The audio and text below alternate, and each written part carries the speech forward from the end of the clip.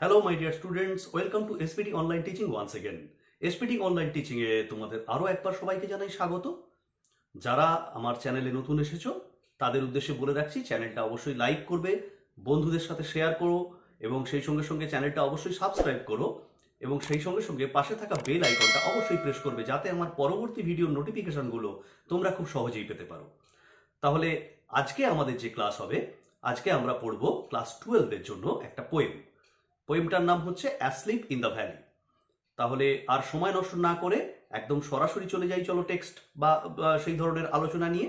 আসলে asleep in the valley এই কবিতাটা পড়ার আগে আমাদের কিছু কিছু জিনিস জানতে হবে, অর্থাৎ কবির জীবনী সম্পর্কে, কবিতার ব্যাকগ্রাউন্ড সম্পর্কে, ইন্ট্রোডাকশন সম্পর্কে, সে সমস্ত কিছু আমি এক ভিডিওর মধ্যেই তোমাদেরকে বলার চেষ্টা করব। আর সেই সঙ্গে সঙ্গে আমরা পড়ব পুরো টেক্সটটা, আর সেই সাথে সাথে এই টেক্সট থেকে যেই সমস্ত প্রয়োজনীয় তোমাদের কোশ্চেনগুলো আসে তার একটা মডেল কোশ্চেন পেপার, অর্থাৎ এমসিকিউ, এসএকিউ, আর সেই সঙ্গে সঙ্গে কিছু বড় বড় প্রশ্ন যেগুলো ডেসক্রিপটিভ টাইপ পড়ে সেই ধরনের কিছু প্রশ্নের একটা পিডিএফ লিঙ্ক বানিয়ে আমি এই ভিডিওর যে ডেসক্রিপশন বক্স আছে তাতে দিয়ে দেবো লিঙ্কটা। তোমরা যারা ইন্টারেস্টেড তারা অবশ্যই সেখান থেকে লিঙ্কে গিয়ে ডাউনলোড করে নেবে, দিয়ে নিজেরা সলভ আউট করবে এবং যদি কোনো ডিফিকাল্টিস মনে হয় অবশ্যই আমাকে কমেন্ট বক্সে উল্লেখ করে জানাবে। ঠিক আছে, তাহলে চলো আজকে শুরু করা যাক। অ্যাসলিপ ইন দ্য ভ্যালি লিখেছেন আর্থার র্যাম্বো। দেখো বানানটা RIMBAUD থাকলেও উচ্চারণটা হয় র্যাম্বো, ঠিক আছে, ফরাসি উচ্চারণে। তো অ্যাসলিপ ইন দ্য ভ্যালি লিখেছেন আর্থার র্যাম্বো। চলো দেখে নি আর্থার র্যাম্বো সম্পর্কে দু চার কথা। Jean-Nicolas Arthur Rimbaud was born on 20th October 1854 in Charleville, France. ফ্রান্সের শার্লভিল বলে একটি জায়গাতে 20শে অক্টোবর 1854 সালে বা খ্রিস্টাব্দে আর্থার র্যাম্বো জন্মগ্রহণ করেন। His father was an army officer. তার বাবা ছিলেন একজন army officer. He was a very meritorious student and his first collection of poems was published when he was only 16 years of age or 16 years old. মানে তিনি বরাবরই খুব মেধাবী ছাত্র ছিলেন এবং তার যে প্রথম প্রকাশিত কাব্যগ্রন্থ যখন বের হয় তখন তার বয়স ছিল মাত্র 16 বছর। নেক্সট কি আছে দেখি।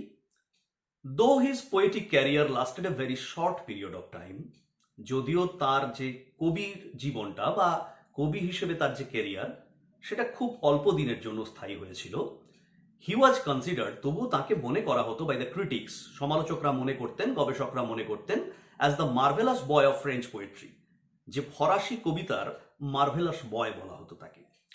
Due to some domestic problems, কিছু ঘরোয়া গার্হস্থ্য সমস্যার জন্য, he left his home and joined Paul Verlaine in Paris at the age of 16।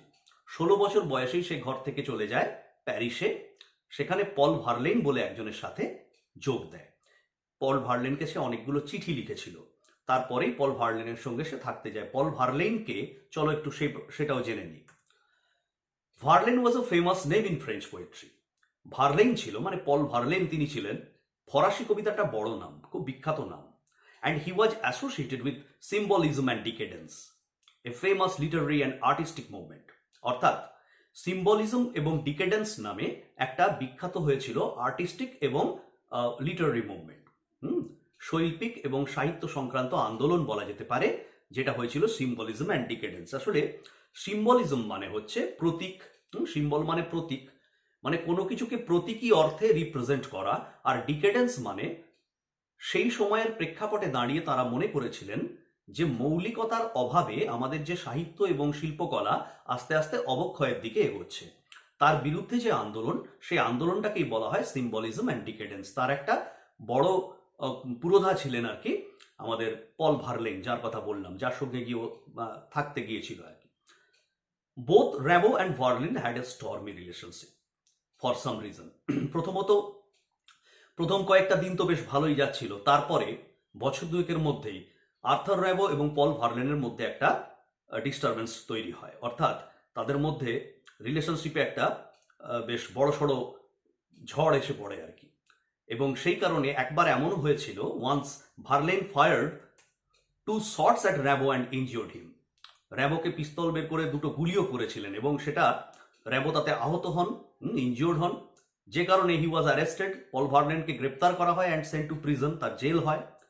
A movie named Total Eclipse in 1995 featuring Leonardo DiCaprio is made on Hollywood that is based on Rabo-Verlaine relationship. 1995 সালে হলিউডে একটা cinema তৈরি হয়েছিল যার নাম total eclipse. সেখানে Leonardo DiCaprio ছিলেন। Leonardo DiCaprio তো নিশ্চয়ই নাম শুনেছো, খুব বিখ্যাত actor. Leonardo DiCaprio academy award winner actor একজন। তিনি কিন্তু র্যাবোর চরিত্রে অভিনয় করেছিলেন এবং সেই ছবিটি তৈরি হয়েছিল এই আর্থার র্যাবো এবং পল ভার্লেনের মধ্যে যে সম্পর্ক, তাদের এই সম্পর্কের ওপরে নির্মিত হয়েছিল ছবিটা। আমি এটা ফার্দার রিডিং এর জন্য তোমাদেরকে দিয়ে রাখলাম, যারা ইন্টারেস্টেড তারা মুভিটা একটু দেখতে পারো, তাতে অনেকটা আরো আইডিয়া হয়তো ক্লিয়ার হবে। তো যাই হোক, আমাদের পরবর্তী কি আছে আমরা দেখে নিই। Rimbaud left writing poems at the age of 19। মাত্র 19 বছর বয়সেই র্যাবো কবিতা লেখা ছেড়ে দেন। আর to join the Franco Dutch war, সেই সময় ফ্রান্স এবং হল্যান্ডের মধ্যে যে যুদ্ধ হয়েছিল সেই যুদ্ধে তিনি যোগ দিয়েছিলেন। He was a soldier of the Dutch colonial army. Dutch colonial আর্মির একজন সৈনিক হিসেবে তিনি যুদ্ধে যোগ দেন। In 1891, he got an infection on the right knee, for which his right leg was amputated. Actually, leg কথাটা এখানে মিস গেছে টাইপিংয়ে। 1891 সালে তার ডান পায়ের হাঁটুতে একটা টিউমারের মতো হয়, ইনফেকশন হয়ে যায় এবং সেই কারণে তার পাটা বাদ দিতে হয় কেটে। পরে জানা যায় অ্যাকচুয়ালি ওখানে বোন ক্যান্সার হয়ে গিয়েছিল তার। হি ডায়েড অন 10/11/1891, অর্থাৎ 10ই নভেম্বর 1891 তিনি মারা যান অ্যাট মার্সাইতে মারা যান। তার লেখা কয়েকটা বিখ্যাত কবিতার নাম এখানে লেখা আছে, দেখে নাও লাল কালিতে। The drunken boat, la illumination, a season in hell, আর সাম অফ হিজ পোয়েমস। তার বিখ্যাত কিছু কবিতার মধ্যে the drunken boat, la illumination বা লেস ইলুমিনেশন, অ্যাকচুয়ালি ফরাসি স্পেলিং এ লেখা বলে লা ইলুমিনেশনের উচ্চারণটা, আর এ সিজন ইন হেল, এগুলো তার খুব বিখ্যাত কিছু কবিতা। ঠিক আছে, তাহলে এই মোটামুটি তার শর্ট বায়োগ্রাফি আমরা পড়লাম। এরপরে আমরা পড়ব র্যাবো অ্যাজ আ পোয়েট, মানে কবি হিসেবে তার অ্যাসপেক্ট কি আছে। র্যাবো ওয়াজ অ্যাসোসিয়েটেড উইথ সিম্বলিজম অ্যান্ড ডিকেডেন্স। এটা আগেও বলেছি, সিম্বলিজম এবং ডিকেডেন্সের সঙ্গে তিনিও জড়িয়ে পড়েছিলেন ওই আন্দোলনের সাথে। He was famous for using innovative form and language. তিনি বিখ্যাত ছিলেন তার কবিতার মধ্যে কিছু উদ্ভাবনীমূলক কিছু তিনি ফর্ম বা আকার দিতেন কবিতার মধ্যে, এবং ভাষার ব্যবহারও ছিল খুবই উদ্ভাবনীমূলক, মানে একদম ইনোভেটিভ। আর তার যে কবিতার থিমগুলো, অর্থাৎ বিষয়বস্তু যেগুলো নিয়ে তিনি কবিতা লিখতেন, সেগুলো কি ছিল একটু দেখে নি। Nature, sympathy for Paris Commune, enrichment of the soul, criticism of war war some of the themes he wrote in his poetry.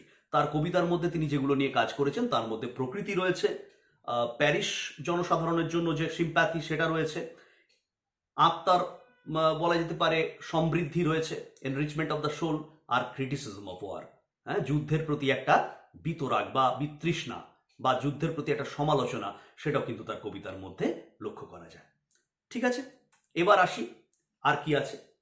র্যাবো's poem has a unique blending of street idiom and archaic diction, and often he used abrupt shifting tone in poetry. র্যাবোর কবিতার মধ্যে দেখা যায় একটা unique blending আছে। কিসের blending না? Street idiom, মানে সাধারণ রাস্তাঘাটে সাধারণ মানুষ যে ভাষায় কথা বলে সেই ইডিয়ামগুলো রয়েছে, আর সেই সঙ্গে সঙ্গে আছে কিছু আর্কেইক ডিকশন। আর্কেইক ডিকশন মানে যে সমস্ত শব্দ বা ফ্রেজ বলা যেতে পারে যেগুলো আগে ব্যবহার করা হতো হয়তো গদ্যে, কিন্তু এখন সেগুলো গদ্যে ব্যবহার হয় না, কবিতাতে সেগুলো বেশি ব্যবহার করতে দেখা যায়। সেই ধরনের আর্কেইক ডিকশন কিছু আছে, এবং সেই সঙ্গে সঙ্গে অত্যন্ত কমন লেম্যানদের যে ভাষা, সেই স্ল্যাং ভাষাও কিন্তু রয়েছে তার কবিতার মধ্যে। Are often he used abrupt shifting tone. তার কবিতার মধ্যে পড়তে পড়তে হঠাৎ করে দেখা যায় একটা অ্যাব্রাপ্ট মানে আকস্মিক একটা শিফটিং চলে আসে, ছন্দপতন চলে আসে টোনের মধ্যে। He had a great influence on the famous artists and musicians of the 20th century. বিংশ শতকের বেশ কিছু বিখ্যাত শিল্পী এবং সঙ্গীতকার যারা ছিলেন তাদের ওপর কিন্তু তার মারাত্মক প্রভাব ছিল। তাদের মধ্যে কয়েকজনের নাম বলছি, তোমরাও জানো এগুলো। বব ডিলান, নিশ্চয়ই নাম শুনেছো। ডাইলান থমাস একজন বিখ্যাত কবি। পাবলো পিকাসো একজন বিখ্যাত আর্টিস্ট মানে পেইন্টার। অ্যালেন জিন্সবার্গ, ইনিও একজন বড় কবি। আর টু মেনশন, এই কয়েকজনের নাম আমি বলে দিলাম। এরা কিন্তু ভীষণভাবে অনুপ্রাণিত হয়েছেন আর্থার র্যাবোর দ্বারা বিভিন্ন সময়। এইবারে ইন্ট্রোডাকশন টু দ্য পোয়েম। এই যে কবিতাটা আজকে আমরা পড়বো, অ্যাসলিপ ইন দ্য ভ্যালি, এইটা কি আছে, এই কবিতাটার মধ্যে কি আছে সেটা নিয়ে একটু কথা বলা যায়। The poem was written during the 1870s Franco Prussian war. কবিতাটা লেখা হয়েছে 1870-এর দশকের যে ফ্র্যাঙ্কো প্রাশিয়ান ওয়ার হয়েছিল, অর্থাৎ প্রাশিয়া মানে হচ্ছে অস্ট্রিয়া। অস্ট্রিয়ার সঙ্গে ফ্রান্সের যুদ্ধের যে প্রেক্ষাপট, সেই প্রেক্ষাপটেই কিন্তু কবিতাটা রচনা করা হয়েছে। The theme of the poem, কবিতাটার যে বিষয়বস্তুটা রয়েছে, is the futility and destruction of war. মনে রাখবে এটা, ফিউটিলিটি মানে ব্যর্থতা, আর ডিস্ট্রাকশন মানে ধ্বংস।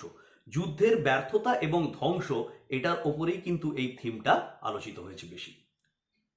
দো the poem is written in sonnet form, যদিও দেখবে কবিতাটা লেখা হয়েছে হয়তো সনেটের ফর্মে, মানে 14টা লাইন আছে ঠিকই। It has its unique pattern, কিন্তু এর নিজের প্যাটার্নটা একটা ইউনিক প্যাটার্ন, অভিনব একটা প্যাটার্ন আছে। অফ 4-4-3-3 লাইন্স, মানে ওই 8 লাইন 6 লাইন এরকম ভাবে না ভেঙে তিনি দিয়েছেন কিরকম 4-4-3-3 এইরকম। তাই এটাকে সেই অর্থে কিন্তু আমরা পেত্রার্কান সনেট বা ওই ধরনের কিছু মানে মিল খুঁজে পাবো না, অনেক ব্যতিক্রম আছে, যদিও 14 লাইনের কবিতা। It is a lyric as well. আর তোমাকে যদি বলে এটা কি কবিতা, তুমি বলবে লিরিক। লিরিক মানে কি? গীতি কবিতা। তাহলে আমরা পড়লাম ইন্ট্রোডাকশন টু দ্য পোয়েম, যে কবিতাটা লেখা হয়েছিল 1870-এর যে ফ্র্যাঙ্কো প্রাসিয়ান ওয়ার হয়েছে, সেই প্রেক্ষাপটে দাঁড়িয়ে কবিতাটা রচনা করা হয়েছে। আর থিমটা কি পড়লাম, যে futility and destruction of war, অর্থাৎ ফিউটিলিটি মানে আমরা বলছি ব্যর্থতা, আর ডিস্ট্রাকশন মানে হচ্ছে ধ্বংস যুদ্ধে। আর কবিতাটা যদিও সনেট ফর্মে লেখা হয়েছে, এটা অরিজিনালি একটা লিরিক পোয়েম। বাস এই হচ্ছে মোটামুটি ইন্ট্রোডাকশন টু দ্য পোয়েম। এবার আমরা আসছি দেখি কি কি আছে কবিতার মধ্যে, পড়তে গিয়ে যেগুলো লক্ষ্য করব। কবিতার মধ্যে তুমি যেটা দেখতে পাবে ম্যাক্সিমাম ক্ষেত্রে দেখবে কন্ট্রাস্ট অ্যান্ড ইমেজারিজ। অ্যান্ড হয়ে গেছে, ওটা অ্যান্ড হবে। কন্ট্রাস্ট অ্যান্ড ইমেজারিজ অর্থাৎ বেশ কিছু বৈপরীত্য থাকবে আর কিছু চিত্রকল্প থাকবে কবিতার মধ্যে, পড়তে গিয়ে আমরা লক্ষ্য করব। There are a number of contrasts in the poem, কবিতার মধ্যে অনেক অগন্তি কন্ট্রাস্ট লক্ষ্য করা যাবে। কন্ট্রাস্ট মানে বৈপরীত্য, একটার সঙ্গে আর একটা, যেমন life and death, smile and sadness, hollow of the valley and the hole of the bullet, এই ধরনের কন্ট্রাস্টগুলো কিন্তু কবিতা পড়তে গিয়ে আমরা লক্ষ্য করব। The whole poem is written in splendid imageries, আর কবিতাটার মধ্যে গোটা কবিতাটাই কিন্তু অসাধারণ কিছু চিত্রকল্প বা শব্দ দিয়ে আঁকা ছবি, কবিতাটা পড়তে গিয়ে আমাদের মনে হবে। There is also the use of metaphor of sleep for death as well, আর কবিতার মধ্যে মেটাফোরটাও লক্ষ্য করা যায়। মেটাফোর মানে এখানে রূপক, ডেথটাকে তিনি রূপকার্থে কিন্তু স্লিপের মাধ্যমে বুঝিয়েছেন, অর্থাৎ স্লিপ মানেই এখানে ঘুমন্ত অর্থটাই দেখা যাবে মৃত। এটা একটা মেটাফরিক্যাল ইউজ, এটা আমরা কবিতার মধ্যে লক্ষ্য করব। আর যেটা important, the poet's attitude to war, এটা কিন্তু বড় প্রশ্ন আসে। The poet's attitude to war and its futility is very much noticeable in the poem. কবিতার মধ্যে ভীষণভাবে আমরা দেখতে পাবো, লক্ষ্য করতে পারবো যে কবির যে যুদ্ধের প্রতি তার দৃষ্টিভঙ্গি এবং তার ফিউটিলিটি, তার ব্যর্থতা, যুদ্ধের যে ব্যর্থতা এবং যুদ্ধের প্রতি তার যে দৃষ্টিভঙ্গিটা, সেটাই কিন্তু বড় করে ফুটে উঠেছে কবিতার মধ্যে, সেটাই আমরা লক্ষ্য করব। এই মোটামুটি কন্ট্রাস্ট, ইমেজারি, এই সমস্ত সম্পর্কে বলা হয়ে গেল। এবারে আমরা কবিতাটা একটু পড়ে নি, চলো কিরকম আছে টেক্সটটা পড়ে নি। A small green valley where a slow stream flows, একটা ছোট্ট উপত্যকা, সবুজ উপত্যকা। Where a slow stream flows, যেখানে একটা ছোট্ট নদী ধীরে ধীরে বয়ে চলে। অ্যান্ড লিভস, যে নদী ছেড়ে যায় কি, long strands of silver on the bright grass, সবুজ উজ্জ্বল ঘাসের ওপরে লম্বা লম্বা রূপলি রঙের যেন স্ট্র্যান্ড বা চড়া ফেলে চলে যাচ্ছে, ফিতের মতো ফেলে চলে যাচ্ছে। অ্যাকচুয়ালি এটা দুটো ব্যাখ্যা হতে পারে। কিছু ক্রিটিক্স মনে করেন যে এখানে নদীটাকেই মনে হয়েছে যে যেন সিলভার রিবনের মতো পড়ে আছে উপত্যকার মাঝে। আবার অনেকে বলেন যে না, ওই যে নদী বয়ে যাচ্ছে তার দুপাশে সবুজ ঘাসের উপর সে যে সিলভার কালারের ফোম বা ফেনা সৃষ্টি করে যাচ্ছে, সেটাকে দেখতে লাগছে দূর থেকে ঠিক রূপলি রঙের একটা ফিতের মতো। তাই এখানে সিলভারি ফোমটাও বলা যেতে পারে।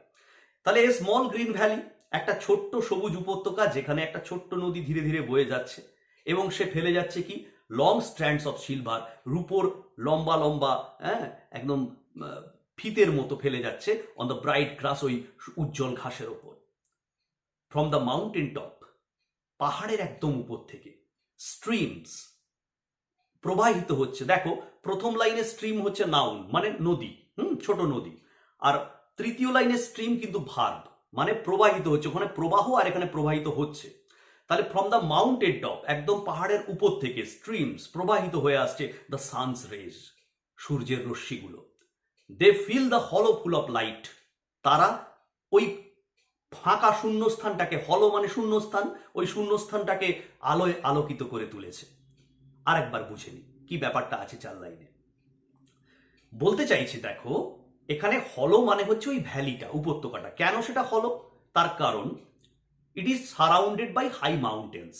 চারদিকে যখন উঁচু উঁচু পর্বত দিয়ে ঘেরা আছে, তখন মাঝখানে শূন্যস্থান যে ভ্যালিটা, উপত্যকাটা, সেটাকে হলো বলেই মনে হচ্ছে, ফাঁকা।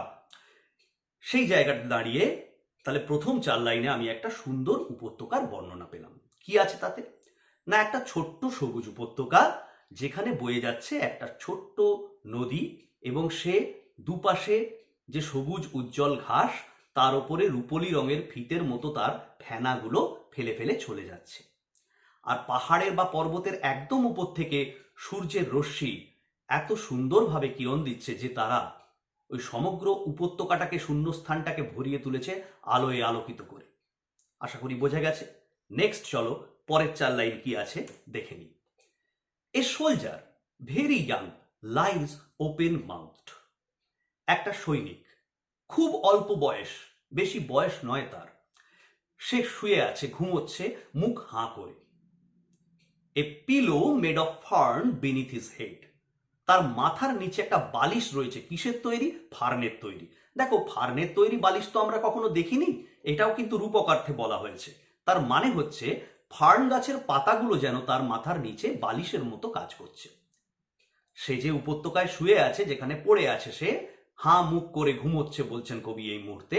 সে একটা ফার্ন গাছের তৈরি বা ফার্নের পাতার তৈরি বালিশের মতো যেন ফার্ন গাছের পাতাটা তার মাথার নিচে রয়েছে। অ্যাসলিপ, সে ঘুমন্ত। Stretched in the heavy undergrowth, সে স্ট্রেসড আছে মানে সে এক্সটেন্ডেড, টান টান হয়ে সে শুয়ে আছে ইন দ্য হেভি আন্ডারগ্রোথ।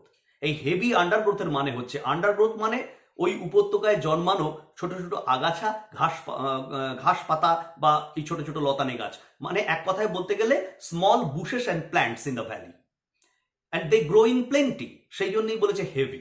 তারা এত বেশি পরিমাণে জন্মেছে, সেই ছোট ছোট গাছপালাগুলো, ঝোপঝাড়গুলো, যে সেগুলোকে বলা হয়েছে হেভি আন্ডারগ্রোথ। তাহলে সে ওই হেভি আন্ডারগ্রোথের মধ্যেই টান টান হয়ে শুয়ে আছে, ঘুমন্ত হয়ে। Pale in his warm green sunsoaked bed, তাকে দেখে মনে হচ্ছে বিবর্ণ, ফ্যাকাশে যেন তার মুখটা, রক্তশূন্য। আসলে পরে তো আমরা জানবো সৈনিকটার আসল কন্ডিশন কি, সেই জন্যই তাকে এত বিবর্ণ লাগছে। সে যেন তার সেই উষ্ণ সবুজ সূর্য স্নাত বিছানায় শুয়ে আছে। তার বিছানার 3টে বিশেষণ আছে: উষ্ণ, সবুজ, সূর্য স্নাত। আসলে তার বিছানা আর কিছুই নয়, এখানে ওই উপত্যকায় প্রচুর পরিমাণে জন্মানো ছোট ছোট যে ঝোপঝাড় গাছপালাগুলো, সেগুলোই তার বিছানা। ঠিক আছে? আর তার বালিশ কি? ফার্ন গাছের পাতা। এইরকম অবস্থায় সে শুয়ে রয়েছে। তাহলে এই 4 লাইনের মানে কি দাঁড়ালো? এ সোলজার ভেরি ইয়াং, একটা সৈনিক, ভীষণ অল্প বয়স তার, লাইজ ওপেন মাউথ, সে শুয়ে আছে মুখ হাঁ করে। তার মাথার নিচে রাখা আছে একটা pillow made of fern, fern গাছের তৈরি একটা বালিশ। সে ঘুমন্ত হয়ে আছে, ঘুমন্ত অবস্থায় আছে, টান টান হয়ে শুয়ে আছে ওই উপত্যকায় প্রচুর পরিমাণে জন্মানো ছোট ছোট গাছগাছড়ার মাঝে। সেটাকেই হেভি আন্ডারগ্রোথ বলা হয়েছে।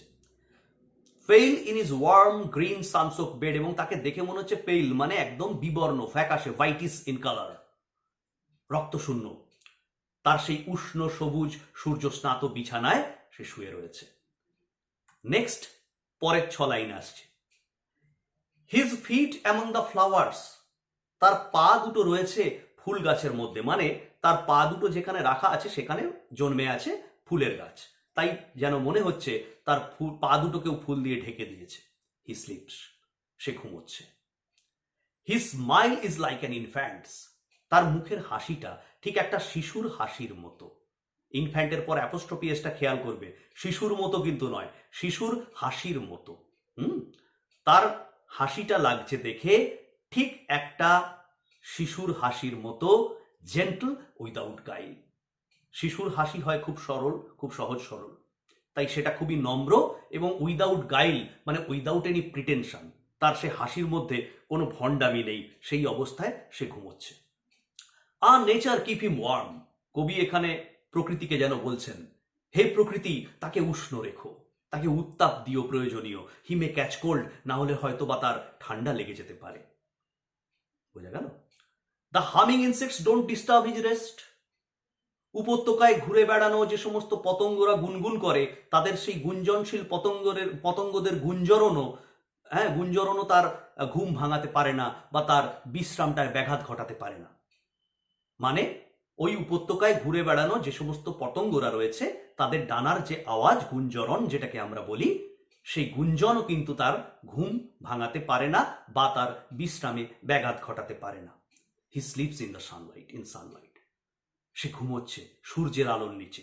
One hand on his breast, তার বুকের উপর একটা হাত রেখে, অ্যাট পিস, পরম শান্তিতে। এবারে লাস্ট বাক্যে এসে ছন্দপতন।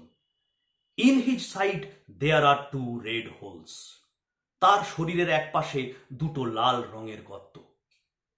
তার মানে যে সৈনিককে আমরা এতক্ষণ মনে করছিলাম এত সুন্দর একটা পিকচারেস্ক লাভলি ভ্যালিতে সে ঘুমোচ্ছে, ছবির মতো সুন্দর একটা উপত্যকায় সে ঘুমোচ্ছে, এত শান্তিতে ঘুমোচ্ছে, আসলে সে ঘুমোচ্ছে না। আসলে he has become a victim of war.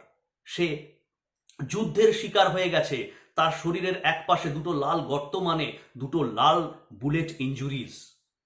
Bullet শরীর ভেদ করে চলে গেছে, সেই জন্য সেই গর্ত সৃষ্টি হয়েছে, সেখান থেকে রক্তক্ষরণ হয়েছে, তাই লাল রঙের গর্ত দেখা যাচ্ছে 2টো তার বুকের এক পাশে বা শরীরের এক পাশে। তার মানে এখানে বলতে গেলে বলা যাবে যে সৈনিকটা যাকে আমরা মনে করছিলাম এতক্ষণ ধরে সে বুঝি ঘুমোচ্ছে বা কিছু, আসলে সে ঘুমোচ্ছে না, আসলে সে dead. He has been shot dead in the war. যুদ্ধে তাকে গুলি করে হত্যা করা হয়েছে। তার মানে এত সুন্দর একটা ছবি, যে জীবনের ছবি আমি আঁকলাম এতক্ষণ ধরে, লাস্ট বাক্যে এসে সেই জীবনের ছবিটা মৃত্যুতে পরিপূর্ণ হয়ে গেল, একদম টার্ন হয়ে গেল মৃত্যুতে। মানে এতটা সুন্দর জীবনের যেন আর কোনো মূল্যই রইল না। এটাই হচ্ছে ফিউটিলিটি অফ ওয়ার। এটাই যুদ্ধের ব্যর্থতা, যুদ্ধের ভয়াবহতা, যুদ্ধের বিভৎসতা। যে যুদ্ধ আসলে এই ইয়াং পিপলদের ধ্বংস ছাড়া আর কিছুই ডেকে আনে না জাতির কাছে। কারণ যুদ্ধ দিয়ে সমস্যার সমাধান করা খুব মুশকিল। এটাই কিন্তু তাদের বক্তব্য ছিল। আসলে অ্যাসলিপ ইন দ্য ভ্যালি যখন লেখা হয়, সেই সময়টা ধরো 1870-এর দশক, তো তখনও কিন্তু এই ধরনের কবিতা খুব বেশি লেখা হয়নি। অর্থাৎ মানুষের সামনে যুদ্ধের যে বিভৎসতা, ভয়াবহতা, এইগুলো কিন্তু খুব একটা চোখের সামনে আসেনি। যেটা এসেছে তার প্রায় 40 বছর পর, অর্থাৎ যখন ফার্স্ট ওয়ার্ল্ড ওয়ার হয়েছিল ইউরোপে 1914 থেকে 1918, সেই সময় ইংল্যান্ডের একগুচ্ছ কবি গোষ্ঠী তৈরি হয়েছিলেন, যেমন উইলফ্রেড ওয়েন, যেমন সিগফ্রিড স্যাসুন। তারা কিন্তু সব মানে প্রথমে বলা যেতে পারে সারা বিশ্বের দরবারে এই যুদ্ধের বিভৎসতা, ভয়াবহতাকে নিয়ে তুলে ধরেন। এবং তারা কিন্তু কেউ এই ঘরে বসে, ঠান্ডা ঘরে বসে লেখা কবিতা লেখার লোক নন। তারা প্রত্যেকেই আর্টিস্টস রাইফেলের সদস্য ছিলেন, অর্থাৎ তারা যুদ্ধে প্রত্যক্ষ অংশগ্রহণ করেছিলেন। যুদ্ধের যে ভয়াবহতা, যুদ্ধের যে বিভৎসতা, সেটা দেখার তাদের প্রত্যক্ষ অভিজ্ঞতা ছিল প্রত্যেকেরই। তারা তাদের অভিজ্ঞতা দিয়ে, তারা তাদের যে দর্শন দিয়ে মানুষকে বোঝাতে চেয়েছিলেন যে যুদ্ধ আসলে একটা ব্যর্থতা। মানব সভ্যতার একটা ব্যর্থতা হচ্ছে যুদ্ধ। এখানে ঠিক সেই কবিতার ভাবটি এখানে প্রকাশ পেয়েছে, তাদের ভাবটাই এখানে প্রকাশ পেয়েছে, যদিও এই কবিতা লেখা হয়েছে প্রথম বিশ্বযুদ্ধেরও প্রায় 40-45 বছর আগে। তাহলে এই মোটামুটি আমরা কবিতাটা পড়লাম, যে একটা সুন্দর সবুজ উপত্যকা যেখান দিয়ে একটা ছোট্ট নদী বয়ে যাচ্ছে, তার দুপাশে উজ্জ্বল ঘাসের উপরে সে ফেনার মতো সাদা সিলভার কালারের রূপোর রঙের ফেনার মতো ফেলে ফেলে দিয়ে যাচ্ছে, এবং পাহাড়ের উপর থেকে সূর্যরশ্মি এত সুন্দরভাবে কিরণ দিয়ে সমগ্র উপত্যকাটাকে আলোয় আলোকিত করে তুলেছে। একটা অল্প বয়সী যুবক সৈনিক, একটা যুবক সৈনিক সেখানে ঘুমন্ত অবস্থায় দেখতে পাই আমরা। সে ঘুমোচ্ছে। কোথায় ঘুমোচ্ছে? ওই উপত্যকায় ঘুমোচ্ছে, সূর্যের আলোর নিচে। ফার্নের তৈরি একটা বালিশ যেন তার মাথার নিচে রয়েছে, অর্থাৎ ফার্ন গাছের পাতা তার বালিশের কাজ করেছে। টান টান হয়ে সে শুয়ে রয়েছে ওই প্রচুর পরিমাণে জন্মানো ছোট ছোট গাছপালার মধ্যে। তারপর আমরা কি দেখতে পেলাম?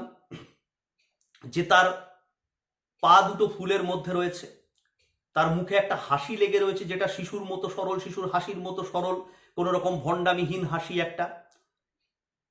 প্রকৃতিকে তারপর বলা হয়েছে তাকে উষ্ণ রাখতে, তাকে প্রয়োজনীয় উত্তাপ দিতে, না তার ঠান্ডা লেগে যেতে পারে না হলে তার। এবং সেখানকার ওই তোমার ওই উপত্যকার যে সমস্ত ছোট ছোট কীট পতঙ্গরা রয়েছে, বিশেষ করে পতঙ্গরা, তারা তাদের গুঞ্জন দিয়েও তার ঘুম ভাঙাতে পারে না বা তার বিশ্রামে ব্যাঘাত ঘটাতে পারছে না। সে সূর্যের আলোয় শুয়ে রয়েছে, একটা হাত তার বুকের ওপর রেখে। পরম শান্তিতে সে ঘুমোচ্ছে। আর তারপরে ছন্দপতন, যে যখন আমরা কাছ থেকে গিয়ে দেখলাম তার শরীরের একপাশে দুটো লাল গর্ত আমরা দেখতে পাচ্ছি। তার মানে যে সৈনিকটিকে এতক্ষণ মনে হচ্ছিল পরম শান্তিতে ঘুমোচ্ছে, এত সুন্দর মানে সজীব সতেজ একটা উপত্যকার মধ্যে একটা কন্ট্রাস্ট হয়ে গেল, মৃত্যুর কন্ট্রাস্ট, যে আসলে সে ঘুমন্ত নয়, আসলে he has been shot dead in the warfare. ব্যাস, এই হচ্ছে আমাদের কবিতা। এটা একটু ভালো করে পড়বে, মানেগুলো বোঝার চেষ্টা করবে। আর এর সঙ্গে সঙ্গে কিছু বড় প্রশ্ন নিয়ে আমি আলোচনা করে দিচ্ছি, যেগুলো একদম না করলেই নয়। যেমন ধরো থাকে কি কি, তিনটে বড় প্রশ্ন আজকে বলে দেব। একটা হচ্ছে এর সাবস্টেন্স, যেটা ভীষণ ভীষণ ইম্পর্টেন্ট, কারণ সাবস্টেন্স প্রত্যেকটা কবিতারই ইম্পর্টেন্ট। সাবস্টেন্স পড়তে হয়, টাইটেল পড়তে হয়, আরও একটা দুটো প্রশ্ন তো থাকেই। তাহলে সাবস্টেন্সটা আজকে একটু দেখে নেওয়া যাক, চলো কি আছে। ইট is a small green valley. এটাই উত্তর তোমরা কিন্তু পরীক্ষায় লিখতে পারো সাবস্টেন্স পড়লে, আমি সেইভাবেই উত্তরটা তৈরি করে রেখেছি। It is a small green valley surrounded by mountains.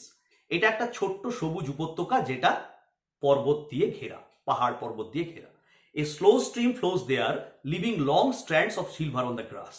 একটা ছোট্ট নদী সেখান দিয়ে বয়ে যাচ্ছে, লিভিং মানে ফেলে রেখে, লং স্ট্র্যান্ডস অফ সিলভার, লম্বা লম্বা রূপলি রঙের ফিতে, অন দ্য গ্রাস, ঘাসের উপর। আশা করি বোঝা গেছে। As the sun shines from the top of the mountain, যেহেতু সূর্য কিরণ দিচ্ছে একদম পাহাড়ের উপর থেকে, দ্য সান রেজ, সূর্যের রশ্মিগুলো, ফিল আপ দ্য ভ্যালি, পুরো উপত্যকাটাকে ভরিয়ে তুলেছে উইথ ইটস ব্রাইটনেস, এর উজ্জ্বলতা দিয়ে। এই ইয়াং সোলজার, একজন যুবক সৈনিক, স্লিপস, শুয়ে রয়েছে সেখানে, ওপেন মাউথড, মুখ হাঁ করে, with a pillow made of fern under his head, তার মাথার নিচে ফার্নের তৈরি একটা বালিশ নিয়ে। He appears to be asleep, তাকে দেখে মনে হচ্ছে সে ঘুমন্ত। On his green sunsoaked bed full of warmth, তার সেই সবুজ সূর্য স্নাত বিছানায় যেটি উষ্ণতায় পরিপূর্ণ। His feet are among the flowers, তার পা দুটো রয়েছে ফুলের মধ্যে। He seems to be smiling innocently, দেখে মনে হচ্ছে সে নিষ্পাপভাবে হাসছে, লাইক এ চাইল্ড, একটা শিশুর মতো। Nature is kind and sympathetic to him, প্রকৃতিও তার প্রতি খুবই সদয় এবং সহানুভূতিশীল। অ্যান্ড প্রোভাইডস, তাই সে ব্যবস্থা করে দিয়েছে, সে দিয়েছে, কি দিয়েছে? নেসেসারি হিট, প্রয়োজনীয় উত্তাপ, টু কিপ হিম ওয়ার্ম, তাকে উষ্ণ রাখার জন্য। The বাজিং sound of the insects, অর্থাৎ পতঙ্গদের গুনগুন শব্দ, do not disturb his rest, তার বিশ্রামকে বিঘ্ন ঘটাতে পারে না। But at the end of the poem, কিন্তু কবিতার একদম শেষে গিয়ে, দ্য রিডার্স, পাঠকেরা যারা কবিতাটা পড়ছে, মেক এ শকিং ডিসকভারি, তারা চমকে ওঠার মতো একটা আবিষ্কার করে ফেলে। কি সেই আবিষ্কার? The soldier who is regarded asleep, যে সৈনিকটি যাকে মনে করা হচ্ছিল ঘুমন্ত, ইজ ফাউন্ড ডেড, দেখা যায় সে মৃত, with 2 bullet injuries on his side, তার দেহের একপাশে দুটো বুলেটের ক্ষতচিহ্ন নিয়ে সে মৃত অবস্থায় পাওয়া যায় তাকে দেখতে। এটাই হচ্ছে সাবস্টেন্স। এবার মনে করো তোমাদেরকে দিল justify the title of the poem, যে তুমি কবিতার শিরোনামের যে সার্থকতা সেটা বিচার করো বা সেটা দাও। তখন তুমি কি লিখবে? দেখো, তোমাদের যাতে খাটনি কমে যায় সেই জন্যে উত্তরটা সেভাবেই রেডি করেছি। একদম পুরো সাবস্টেন্সটা যেরকম ভাবে লেখা আছে এটাই লিখবে, এর সঙ্গে শুধু দুটো বাক্য যোগ করবে। কি সেই দুটো বাক্য? টাইটেল পড়লে পুরোটা এটাই বলবে, মানে ওই একই ব্যাপার বলতে হবে, যে একটা উপত্যকা, তার বর্ণনা, সৈনিকটার বর্ণনা, কি ব্যাপারটা সেটা পরিষ্কারভাবে বোঝালাম। তারপরে দুটো বাক্য আমি দিয়ে দেবো। কি কি? দেখো, শুধু এই দুটো যোগ হবে। দো the title caries a sense of safety, beauty and piece, যদিও এই যে শিরোনামটা অর্থাৎ অ্যাসলিপ ইন দ্য ভ্যালি, এটা বহন করে একটা বোধ। কিসের বোধ? সেফটি, বিউটি অ্যান্ড পিস, নিরাপত্তা, সৌন্দর্য এবং শান্তির একটা অর্থ বহন করে। যদিও টাইটেলটা দ্য সোলজার্স ডেথ, কিন্তু সৈনিকের মৃত্যুটা reveals the brutality and futility of war, সৈনিকের মৃত্যুটাই কিন্তু প্রকাশ করে দেয় যুদ্ধের ব্যর্থতা এবং বিভৎসতা বা ভয়াবহতাকে। সেই কারণেই দ্য টাইটেল ইজ অ্যাপ্রোপ্রিয়েট, কবিতাটার শিরোনামটা যথোপযুক্ত, বাট আয়রনিক্যাল, কিন্তু শ্লেষাত্মক, অর্থাৎ একটা আয়রনি মিশে আছে, একটা ব্যঙ্গ বা শ্লেষ মিশে আছে এই কবিতার মানে শিরোনামের মধ্যে, টাইটেলের মধ্যে। জাস্ট এই দুটো লাইন যদি তুমি যোগ করে দাও তাহলেই তুমি কিন্তু টাইটেলের উত্তরটাও পেয়ে গেলে। এবারে আজকের দিনের লাস্ট প্রশ্ন নিয়ে আসছি, বা অ্যাসলিপ ইন দ্য ভ্যালি থেকেই শেষ প্রশ্ন নিয়ে আসছি। সেটা হচ্ছে কি, দ্য পোয়েটস অ্যাটিচিউড টু ওয়ার। এটা টেস্ট পেপারে বা প্রিভিয়াস ইয়ার্সের কোশ্চেন পেপার যদি তোমরা ফলো করো তাহলে দেখবে এটা অনেকবারই বিভিন্নভাবে এসেছে, যে যুদ্ধের প্রতি আর্থার র্যাবোর যে অ্যাটিচিউড বা দৃষ্টিভঙ্গিটা সেটা কিভাবে প্রকাশ পেয়েছে কবিতায়, সেটা নিয়ে একটু আলোচনা করা যাক। Arthur Rimbaud had the first hand experience of war. মানে কি, যে আর্থার র্যাবো তার ছিল যুদ্ধের প্রত্যক্ষ অভিজ্ঞতা। ফার্স্ট হ্যান্ড এক্সপিরিয়েন্স মানে প্রত্যক্ষ অভিজ্ঞতা, অর্থাৎ তিনি যুদ্ধে অংশগ্রহণ করেছিলেন। He had seen the horrors and sufferings of war. তিনি দেখেছিলেন যুদ্ধের আতঙ্ক এবং ভোগান্তি, যন্ত্রণা, এগুলো তার দেখা চোখের সামনে। টু হিম, তার কাছে war is nothing but an organised butchery of বয়েস।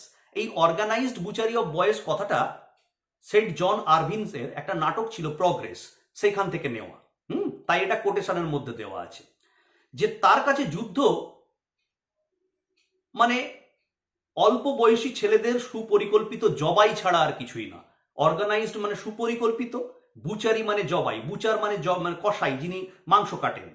তো সেই রকম ভাবে ওই যুবক ছেলেদের, অল্প বয়সী ছেলেদেরকেও যেন জবাই করা হয় ধরে ধরে সুপরিকল্পিত ভাবে, সেটাই তার কাছে যুদ্ধ।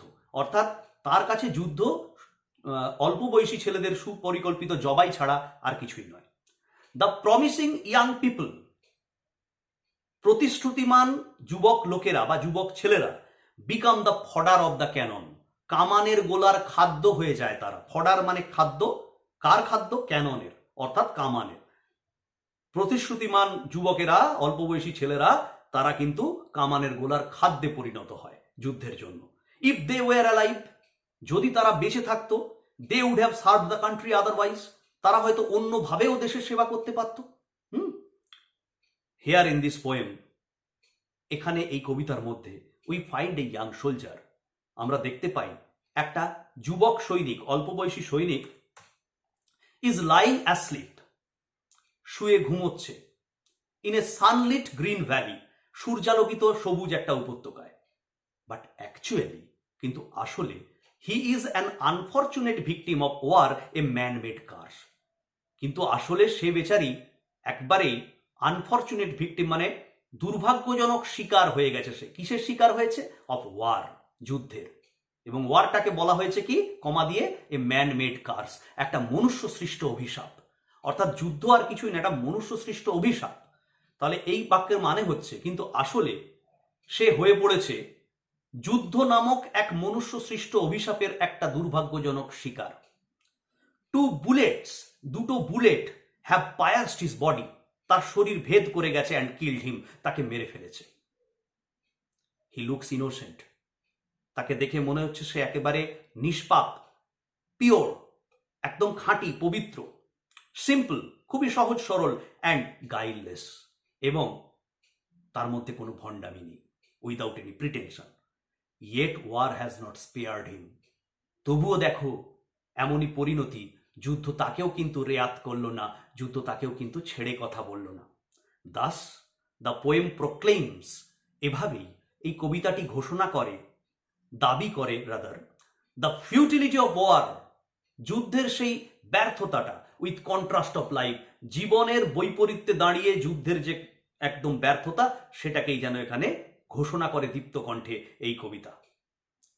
দ্য পোয়েটস ল্যাটেন্ট অ্যাঙ্গার, কবির যে তীব্র ঘৃণা বা রাগ এগেনস্ট ওয়ার, যুদ্ধের বিরুদ্ধে তার যে তীব্র একটা রাগ ছিল, is clearly noticeable in the poem, এটা পরিষ্কারভাবে এই কবিতায় লক্ষ্য করা যাচ্ছে। This is the horror of war, it's utter futility, এটাই হলো যুদ্ধের আতঙ্ক, এর চূড়ান্ত ব্যর্থতা, এর কমপ্লিট ব্যর্থতা। ইউজলেসনেস, তাকেই বলে ফিউটিলিটি। ঠিক আছে, তাহলে আজকে এই পর্যন্তই থাক। So thanks for watching. এতক্ষণ ধরে যারা ভিডিওটা দেখলে তাদের সবাইকে অনেক অনেক ধন্যবাদ। আর তোমাদের যদি ভিডিওটা ভালো লেগে থাকে তাহলে অবশ্যই লাইক করবে, বন্ধুদের সাথে শেয়ার করবে, চ্যানেলটা অবশ্যই সাবস্ক্রাইব করবে, এবং সেই সঙ্গে সঙ্গে পাশে থাকা বেল আইকনটা অবশ্যই প্রেস করবে, যাতে আমার পরবর্তী ভিডিও নোটিফিকেশনগুলো তোমরা খুব সহজেই পেতে পারো। আর আজকের দিনে যেটুকু পড়ালাম, অর্থাৎ আজকে তো একটা ভিডিওতেই পুরোটা কমপ্লিট করেছি, তাই দেখবে এই ভিডিওর যে ডেসক্রিপশন বক্সটা থাকবে সেটা লক্ষ্য করবে। সেখানে আমি একটা তোমাদের মোটামুটিভাবে মডেল একটা কোয়েশ্চেন পেপার যেটাকে বলে, অর্থাৎ এখান থেকে মানে সম্ভাব্য কিছু এমসিকিউ, কিছু এসএকিউ আর কিছু বড় প্রশ্ন, তার মধ্যে 3টে তো আমি আলোচনা করেই দিলাম, এগুলো কিন্তু আমি লিঙ্ক আকারে, পিডিএফ লিঙ্ক আকারে ওই ডেসক্রিপশন বক্সে দিয়ে দেবো। তোমরা অবশ্যই সেটাতে গিয়ে ক্লিক করে সেখান থেকে ডাউনলোড করে নেবে, দিয়ে তোমরা সলভ আউট করবে সেটা। যদি সেখানে কোনো ডিফিকাল্টিস মনে হয় অবশ্যই আমাকে কন্ট্যাক্ট করবে। আমার এখানে তোমার ভিডিওর কমেন্ট বক্সে তুমি উল্লেখ করতে পারো তোমাদের ডিফিকাল্টিসগুলো। আমি চেষ্টা করব আমার অন্য কোনো ভিডিওতে বা পরবর্তী ক্ষেত্রে ওই কমেন্ট বক্সেই হয়তো তোমাদেরকে আমি রিপ্লাই করে দেবো, কিন্তু সেই জন্যে তোমাদেরকে কমেন্টগুলো করতে হবে। ঠিক আছে, তাহলে আজকে এই পর্যন্তই থাক। সবাই খুব ভালো থেকো, সুস্থ থেকো। খুব তাড়াতাড়ি আবার আমাদের দেখা হচ্ছে ক্লাস 12-এর আবার নতুন একটা কোনো ভিডিও নিয়ে।